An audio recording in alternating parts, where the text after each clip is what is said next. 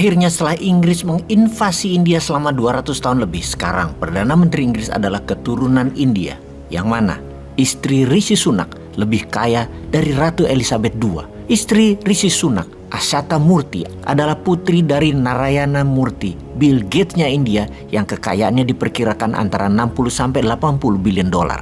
Kita detailkan siapa Rishi Sunak. Lahir di Southampton, Inggris di tahun 1980, bachelornya dari Oxford University, masternya dari Stanford. Menjadi Perdana Menteri Hindu pertama Inggris, orang Asia pertama menjadi Perdana Menteri Inggris, di mana mungkin kehadirannya menjadi Perdana Menteri Inggris ini menjadi karma balasan buat Inggris. Siapa tahu. Secara kekayaan pribadi, Rishi Sunak memiliki nilai kekayaan 12 triliun rupiah yang dipastikan lebih kaya dari Raja Inggris Charles secara pribadi.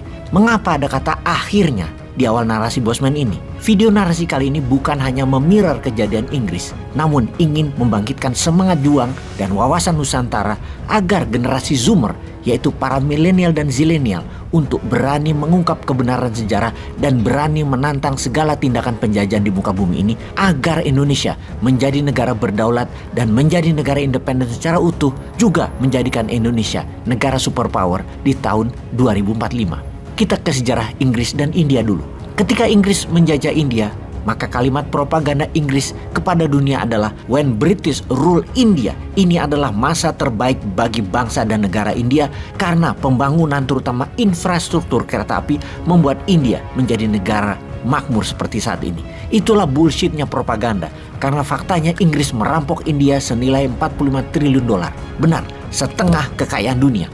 Keserakan Inggris dengan revolusi industrinya adalah pembalikan fakta bahwa kemajuan revolusi industri Inggris adalah menggunakan uang hasil merampok India. Dalam catatan sejarah yang dibuat oleh sejarawan India dikatakan di antara tahun 1765 hingga 1938 Inggris telah merampok India senilai 45 triliun dolar atau setara 2000 kali APBN Indonesia atau 40 kali GDP Indonesia saat ini. Di abad ke-17 dan 18, India adalah salah satu negara terkaya di dunia. Dikatakan kaya itu bukan kekayaan alamnya seperti Indonesia dulu dan hingga saat ini.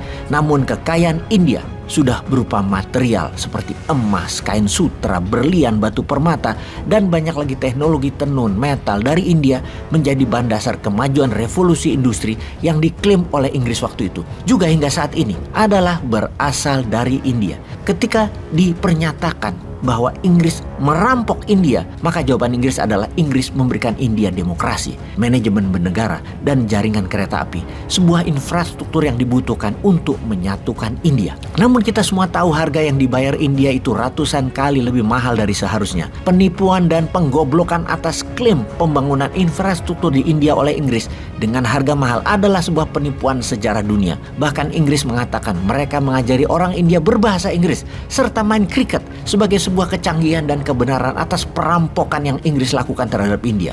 Ada sebuah survei menarik, di mana hasil akhirnya 2/3 penduduk Inggris yang dilakukan survei di tahun 2014 tersebut terhadap sejarah Inggris di India menyatakan bahwa Inggris telah memakmurkan India dan India seharusnya berterima kasih kepada Inggris. Sebuah pembalikan sejarah yang sangat cantik di Inggris. Jangankan rakyat Inggris biasa, Perdana Menteri Inggris James Cameron waktu itu ketika ditanya tentang penjajahan kerajaan Inggris atas India, Inggris sangat membantu India menjadikan India seperti sekarang menjadi makmur. Dan apa yang dilakukan Inggris 200 tahun yang lalu adalah sebuah kebenaran sejarah. Tidak ada pernyataan atas perkosaan rakyat India oleh Inggris. Tidak ada pernyataan atas diambilnya harta dan teknologi India oleh Inggris. Dibatasinya rakyat bergerak dengan hukum yang tidak adil. Pajak yang tinggi oleh politisi dunia juga sejarawan dunia. Semua itu tidak terbukti dan tidak mau diungkap. Dan semua sejarah berpihak kepada sejarah Barat. Dalam catatan sejarah dunia yang diajarkan di Barat, semua sama. Kolonialisasi Eropa juga Amerika pada saat ini adalah dikatakan tindakan mereka sebagai pembebas dari kemiskinan dan pemberi demokrasi. Sekali lagi, sesungguhnya itu bullshit lah. Aslinya, barang-barang India dibawa dengan harga murah dan dijual ke Eropa dengan harga mahal. Sehingga selama 3 abad, Inggris selalu surplus perdagangannya. Juga dengan India sebaliknya, barang India dipajak mahal di dalam negeri India sehingga Inggris untungnya double. Pembangunan kereta api itu sesungguhnya Inggris membangun untuk kepentingan dan kebutuhan Inggris sendiri. Namun India harus bayar mahal, sangat mahal sekali dari harga sesungguhnya. Semua rute yang disebut pembangunan infrastruktur itu sesungguhnya kebutuhan distribusi barang-barang ke Inggris agar lebih mudah. Revolusi industri di Inggris dilakukan dengan deindustrialisasi India. Dimiskinkan dengan tidak ada industri dan nilai tambah di India. Dipaksa jadi negara dagang saja yang lama-lama habis sumbernya, tidak ada lagi nilai tambah dari industri. Sama seperti saat ini banyak negara memilih industrinya tetap pakai Tiongkok. Negaranya pakai Tiongkok. Negara-negara menjadi terima jadi. Dalam jangka panjang pasti banyak negara jadi seperti India selama 200 tahun di bawah Inggris. India ketika dilepas Inggris di tahun 1947 adalah negara termiskin di dunia. Usaha keras India bercita-cita jadi negara superpower membawa India saat ini memiliki GDP 3.200 billion pada tahun 2021. 3 kali lebih kaya dari Indonesia yang baru mencapai 1.100 billion dolar. Usaha keras Narendra Modi contohnya patut dicontoh ketika dirinya menjadi pemimpin India. Kekayaan nasional GDP India adalah 2.000 billion. Naik 1.200 billion dalam 8 tahun pada saat dirinya menjabat.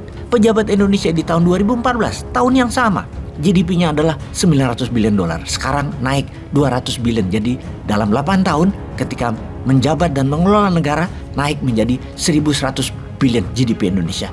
Ya alhamdulillah, walaupun kita tahu 1.200 billion dolar dibandingkan dengan 200 billion dolar itu beda 6 kali lipat. Semoga yang nanti jadi di tahun 2024 bisa naikin jadi 2 atau 3 kali lipat ya, jadi 3.000 billion.